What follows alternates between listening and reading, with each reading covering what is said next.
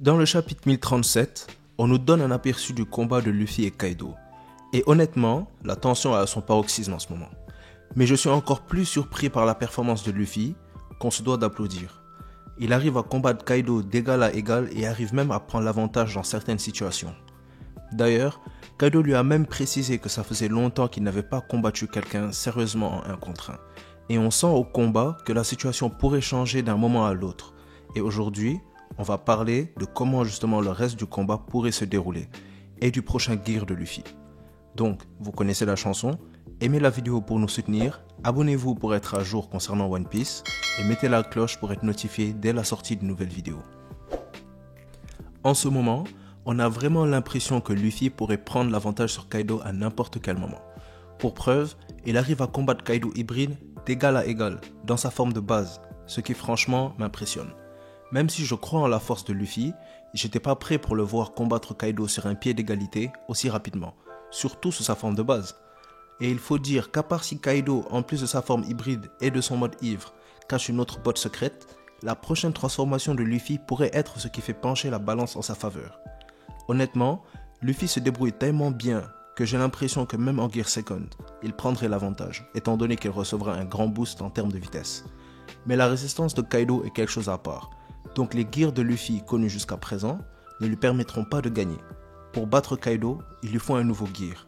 Un gear qui allie agilité et puissance de manière équilibrée. Parce que son gear second et ses gears 4, Boundman et Snakeman, représentaient tous une seule de ses caractéristiques. Son gear second augmente sa vitesse et son agilité. Son gear 4, le Boundman, augmente sa puissance et son gear 4, Snakeman, sa vitesse. Il devra alors, pour vaincre le roi des bêtes, sortir une nouvelle transformation alliant vitesse et puissance. C'est ici qu'intervient le Gear 5 de Luffy. Je tiens à noter que ce Gear pourrait tout à fait être une nouvelle forme du Gear 4 de Luffy, et non le Gear 5.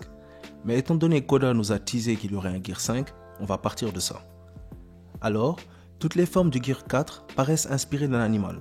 Plus précisément, d'un animal avec lequel Luffy s'est entraîné avec Rayleigh sur l'île de Ruskaina, s'inspirant donc de leur fonctionnement et de leurs caractéristiques pour créer des gears. On a vu Luffy en compagnie d'un gorille, d'un serpent, d'un lion, d'un tigre et d'un crocodile majoritairement, même si il y avait un hippopotame et un ours. Suivant cette logique, le Boundman serait le gorille, dont la caractéristique est la puissance et dont la façon de marcher ressemble étrangement à la manière de rebondir du Boundman.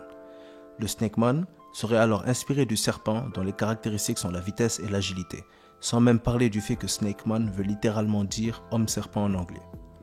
Pour son Gear 5, vitesse, agilité et puissance seront nécessaires. Mais alors, qui sera l'animal qui sera représenté par le Gear 5 de Luffy et pourquoi?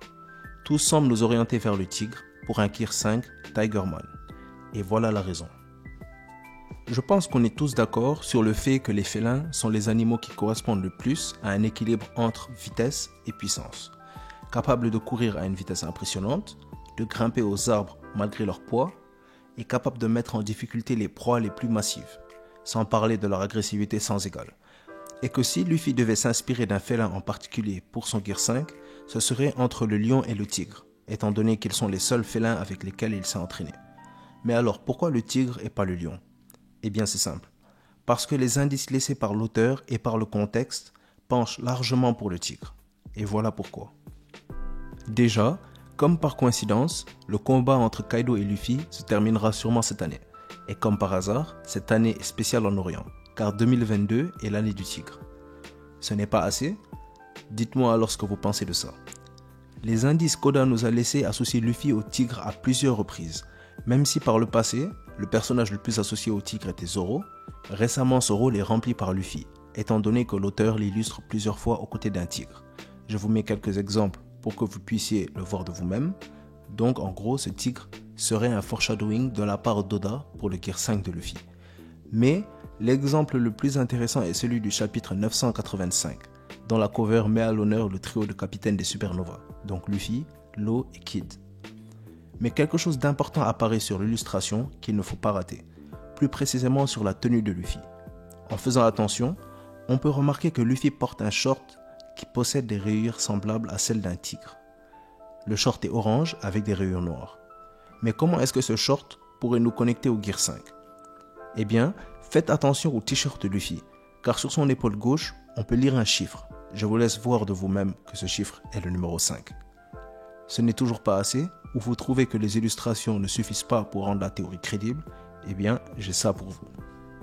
Dans la mythologie orientale, le tigre est l'opposé symbolique du dragon, au point où ils sont même illustrés pour représenter le yin et le yang. Dans le contexte de Wano par exemple, si le dragon représente l'oppression d'un monarque, le tigre représente la liberté du peuple. Dans un conte qui s'appelle L'ermite, le dragon et le tigre, on peut voir le dragon et le tigre compétir pour la suprématie du règne animal. Mais alors, quel est le rapport entre ce conte et le Gear 5 de Luffy ? Eh bien, le Gear 5 devrait apparaître pendant son combat contre Kaido, qui se trouve être un dragon, et aussi un monarque oppressif contre qui il se bat pour la libération du peuple de Wano. De plus, le CP0 a confirmé que ce combat est en vérité un combat pour la suprématie dans le Nouveau Monde. Ainsi, afin de pouvoir compétir contre Kaido qui est un dragon, Luffy devra sortir le tigre en lui, afin de remporter le combat qui déterminera la suprématie dans le Nouveau Monde. Une chose est sûre, le combat entre Luffy et Kaido va bientôt toucher à sa fin, et l'issue de ce combat va déterminer la direction que le monde prendra. Pour gagner, Luffy devra donner tout ce qu'il a, et même plus. Pour triompher sur le capitaine de l'équipage aux 100 bêtes, il devra nous montrer une nouvelle forme, son Gear 5. Donc, profitons du combat parce qu'il déterminera l'ascension de Luffy et des Mugiwara à la position d'équipage Yonko et dictera aussi l'avenir de One Piece. Alors, vous pensez quoi de ma théorie ? Est-ce que vous avez aimé ? Est-ce que vous en avez une ? Partagez vos idées et pensez avec moi en commentaire. Si vous avez aimé ou que la vidéo vous a appris quelque chose, mettez un j'aime, ça aide beaucoup la chaîne. Et abonnez-vous pour ne rien rater. Mettez aussi la cloche si vous voulez être au courant dès qu'une nouvelle vidéo sort. C'était Manga Monde et comme d'habitude, ça a été un plaisir de faire cette vidéo pour vous. À bientôt les pirates.